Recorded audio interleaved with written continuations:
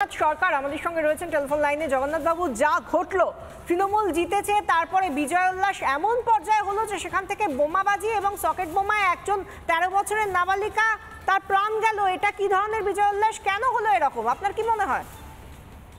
দেখুন, রেজাল্ট এখানে জানাই ছিল, এখানে বিজয়ের কিছু নেই, সাধারণ ব্যাপার। ওই সিটটা নিয়ে কারো সংশয় ছিল না যে এখানে তৃণমূল জিতবে না, এরকম ব্যাপারই হয়। তাই সেই জায়গায় এই বিজয় উল্লাস এবং তারা যে কতটা হিংস্র, তারা যে কতটা অস্ত্র বা বোমা বারুদের ওপর দাঁড়িয়ে রয়েছে, সকেট বোমা নিয়ে তারা আনন্দ উৎসব করছে, সেই আনন্দেই একটা 13 বছরের মেয়ে মারা যাচ্ছে সকেট বোমা বিস্ফোরণ হয়ে। আর তার জন্য তদন্ত নির্দেশ সঙ্গে সঙ্গে দিচ্ছে। আর যে সরকার এবং রাজ্য সরকারের পুলিশ মুখ্যমন্ত্রীর নির্দেশে এটা করছে। আর এই সরকার তদন্ত করা মানেই অপরাধীকে বাঁচিয়ে দেওয়া। এই সরকার তদন্ত করার, বিস্ফোরণের তদন্ত করা মানেই এরা বলবে সাধারণ চকলেট বোমায় হয়ে গেছে। এর আগেও আমরা দেখেছি খাগড়াগড়ে ভয়াবহ বিস্ফোরণ ঘটার পরও সেটা ধামাচাপা দেওয়ার চেষ্টা করেছে। এনআইএ আসার পর সমস্ত সত্য উদ্ঘাটিত হয়েছে। তাই এই রাজ্য সরকারের প্রশাসনে এই সত্যকে কখনোই উন্মোচিত হবে না। আমি তো মনে করি এনআইএ তদন্ত করে, আর রাজ্য সরকার তদন্ত মানে ওটা ধামাচাপা তথ্য লোপাটের জন্যই যাচ্ছে তড়িঘড়ি করে। তাই মুখ্যমন্ত্রী সহ পুলিশ টুইট করছে। ধন্যবাদ জগন্নাথ বাবু। জগন্নাথ সরকার আমাদের সঙ্গে ছিলেন, বিজেপি সাংসদ ছিলেন। জগন্নাথ সরকার আমাদের সঙ্গে কথা বলছিলেন। সকাল থেকে মোবাইল আমার বাইরে ছিল, এইমাত্র নিজে নামলাম, আপনাদের কাছে খবরটা পেলাম। পরে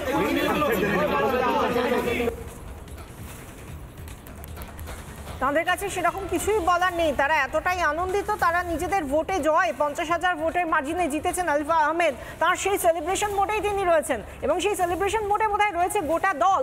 সেই কারণে বিজয় উল্লাস করতে গিয়ে তারা সকেট বোমা নিয়ে যেতে, হয়তো চকলেট বোমা ভেবে সকেট বোমা নিয়ে যাচ্ছে, এতটাই বেশি তাদের হয়ে গিয়েছে, তাদের ভান্ডারে বোমার ভান্ডার এতটাই সমৃদ্ধ তৃণমূলের যে তারা যে কোনো রকম মিছিলে এইরকমভাবেই সকেট বোমা নিয়ে যায় এবং রাস্তায় ছুঁড়ে ছুঁড়ে মারে। তাতে করে যদি কারো প্রাণ যায় যাবে, তাতে কি যায় আসে? এই বাংলায় এই মুহূর্তে দাঁড়িয়ে আমরা প্রত্যেকটা সময় দেখতে পাই বল ভেবে খেলতে গিয়ে কিশোর কিশোরীর মৃত্যু হয়, কিশোর কিশোরী আহত হয়, মায়ের কোল খালি হয়ে যায়। তাতে আর নতুন কি? আজকে কালীগঞ্জে এত বড় একটা জয় পেয়েছে তৃণমূল কংগ্রেস, তাতে যদি একটা 13 বছরের মেয়ের প্রাণ যায় তো যাক, এটাই হয়তো তাদের ভাবনা।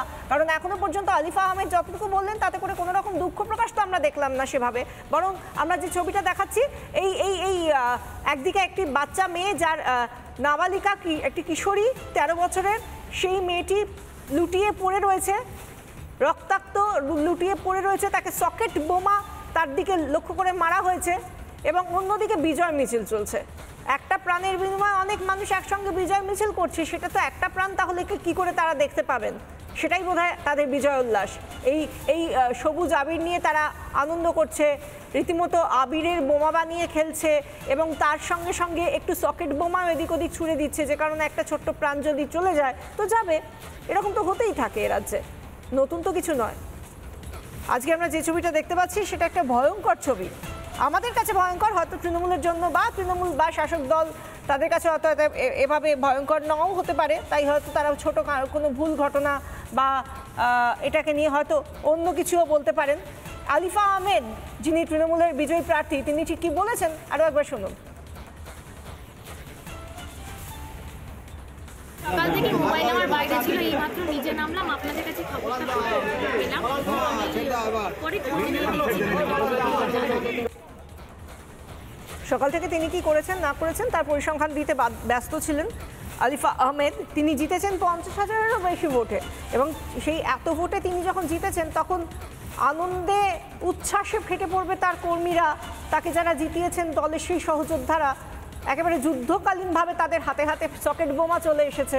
সেই সকেট বোমা দু একটা যদি ছুঁড়ে মারাও হয় কাউকে, তাতে কী বা যায় আসে? এবার তাদেরকে যদি গ্রেফতারও করা হয়, আদতে পুলিশ কি তাদের জন্য কোনো বড় পদক্ষেপ করবে? এই নিয়েও প্রশ্ন থাকে। আমাদের সঙ্গে রয়েছেন সরাসরি আমাদের প্রতিনিধি কালীগঞ্জ থেকে, আমাদের প্রতিনিধি পলাশ। পলাশ, গোটা এলাকায় এই ঘটনার পর এখন কি পরিস্থিতি?